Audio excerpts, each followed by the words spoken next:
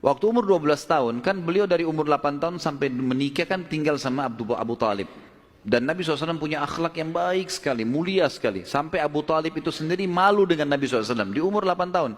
Anaknya Abu Talib banyak. Kalau istrinya Abu Talib lagi siapin makan, anak-anaknya pada berebut. Nabi SAW duduk di pojok rumah. Enggak sama sekali.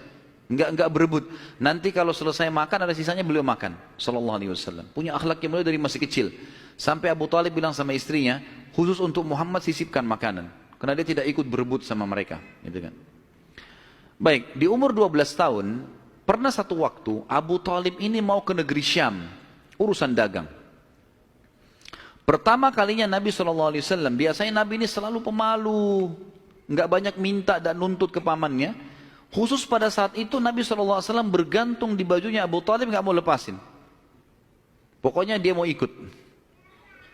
Abu Talib heran, nggak pernah Nabi SAW berperilaku begini. Musyawarah sama istrinya, nggak pernah Muhammad begini. Kenapa seperti ini? Pasti ada sesuatu gitu. Maka setelah musyawarah kayaknya dibawa aja deh. Dibawalah ke negeri Syam. Pergilah Nabi SAW bersama dengan Abu Talib dan kafilahnya. Pada saat mau tiba di negeri Syam, sebelum tiba di negeri Syam, kafilah ini melewatin sebuah gereja teman-teman sekalian. Dan di situ ada satu pendeta bernama Bahira. Dan ini riwayat Bukhari Muslim menceritakan masalah itu ya. Dan sampai sekarang di negeri Syam masih ada puing-puingnya gerejanya Bahira ini. Pada saat itu di zaman Nabi SAW ada gereja ini dan sampai sekarang masih ada sisa puingnya. Saya pernah lihat cuplikannya sendiri, ada sisa puingnya di negeri Syam. Tepatnya di Syria ya. Kemudian teman-teman sekalian, pada saat melewatin kafilah ini melewatin gereja, si Bahira ini kepala pendeta di gereja itu memang lagi nunggu informasi tentang Nabi terakhir nih. Dia ngeliat-liat di jendela gerejanya, setiap kafilah lewat dilihat sama dia, terutama yang dari Jazirah Arab. Secara kebetulan dengan hikmah ilahi lewat kafilahnya Abu Talib. Dan kafilah ini agak berbeda dengan yang lainnya. Kafilah itu berarti 3 unta ke atas ya, baru dinamakan kafilah. 3 ekor unta ke atas baru dinamakan kafilah. Waktu lewat kafilah Abu Talib ini, ada awan yang menaunginya. Beda dengan kafilah lain, padahal lagi terik matahari. Dan tidak sengaja, kafilah Abu Talib istirahat di sebelah gereja dan ada pohon-pohon kurma yang berderet, itu semuanya seperti menundukkan daun-daunnya ke kafilah itu. Pendeta ini perhatikan, kafilah tanya ini, kirim satu orang, tanya mereka kafilah dari mana nih? Jawabannya dari Jazirah Arab. Dari mana? Dari kota Mekah. Kata Bahira, hidangkan makanan sebaik mungkin di gereja, undang semua kafilah ini masuk makan. Diundanglah. Ringkas cerita, masuklah mereka untuk makan. Dan pada saat satu kafilah ini masuk, yang ditinggalkan di situ hanya Nabi SAW. Nabi gak boleh masuk, karena tradisi orang Arab dulu aib kalau anak kecil ikut makan. Nanti selesai orang tua makan, baru makan. Tapi ini tradisi jahiliyah. Kalau sekarang antum lakukan, antum juga jahiliyah. Makan, kasih anak-anak makan. Kenapa harus disendirikan? Mungkin dia lapar, kesian. Baiklah. Waktu lagi makan, Bahira ini memperhatikan satu persatu orang-orang Quraisy ini, wajahnya. Karena mereka tahu cirinya Nabi terakhir. Alisnya, wajahnya, mukanya, kulitnya, jalur nasabnya, semua jelas. Tidak semua, tidak ada tanda-tanda kenabiannya. Ini mukanya muka biasa semua. Maka si Bahira tanya, apakah masih ada dari kafilah kalian yang tidak ikut makan? Kata mereka, ada satu anak kecil di depan, kami suruh jaga barang kami. Kata Bahira, boleh saya ketemu? Oh silahkan. Mereka lagi asyik makan. Bahira keluar menemui Nabi SAW. Nabi lagi duduk di bawah pohon.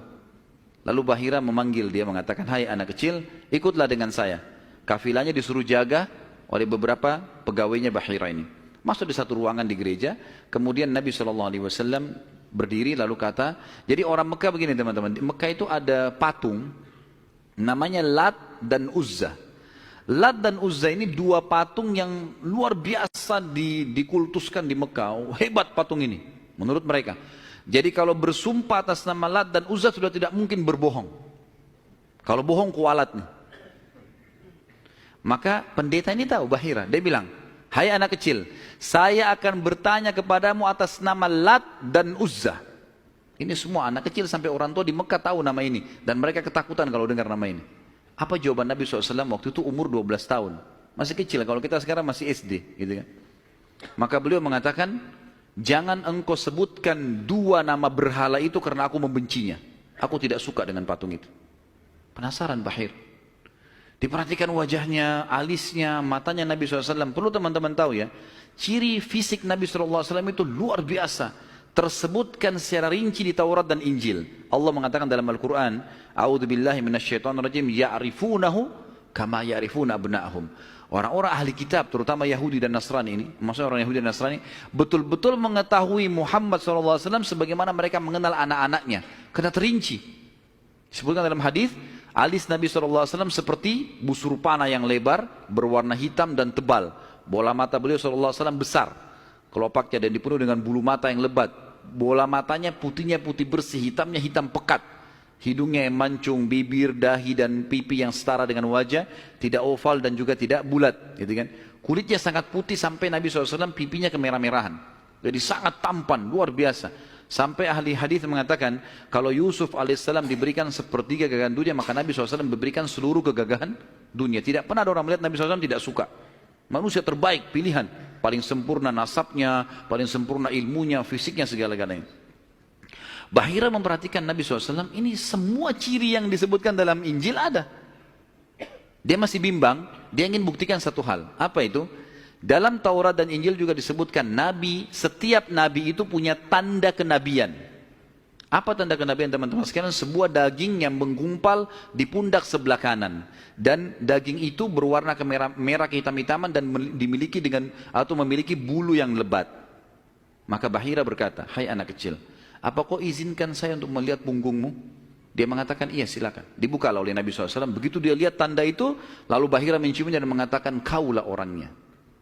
Tapi garis bawah satu hal ya, tanda ini tanda kenabian. Sudah selesai dengan Nabi Muhammad SAW. Jadi kalau di punggung antum ada dusta semua itu. Tidak ada hubungannya sama Nabi. Loh ya, karena banyak orang yang ngaku-ngaku Nabi nih. Kata Nabi SAW, akan datang 50 dajjal, pendusta. Setelah aku meninggal, mengaku semuanya Nabi. Mereka semua pendusta, aku penutup para Nabi dan Rasul. Gitu kan? Karena ada orang mengaku. Gitu. Jadi ini khas untuk Nabi-Nabi dan sudah ditutup dengan Nabi Muhammad SAW. Sudah habis ceritanya. Nah, jadi kalau ada yang gumpal-gumpal itu daging numpang aja.